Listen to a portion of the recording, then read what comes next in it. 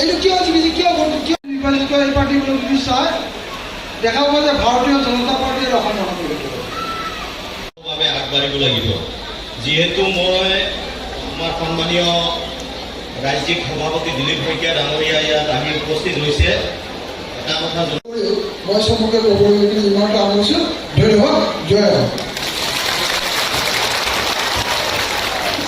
আমাৰ সন্মানীয় সাংসদ পৰিৱেশন চৌধুৰী দেৱক তেখেতৰ বক্তব্যৰ কাৰণে ধন্যবাদ জনাইছোঁ আৰু তেওঁ মুকলি আহ্বান মই বিশেষ আৰু দীঘলীয়া বক্তব্য মই নাৰাখোঁ।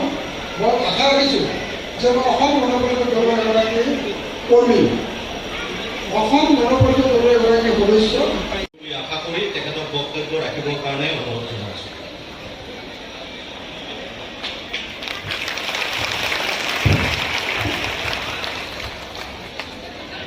কাষত যাম, আমি দুয়োটা মানে একেলগ হৈ আমি ভোট বিচাৰি যাব লাগিব।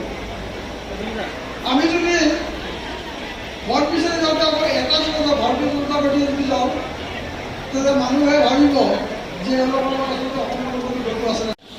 সেইকাৰণে মই আপোনালোকক কৈছোঁ যে ইয়াত আমি যেতিয়া ৰাইজৰ কাষত ভোট বিচাৰি এই মুহূৰ্তত যদি এই দৰাইগাঁও জিলা পৰিষদৰ নিৰ্বাচন হয়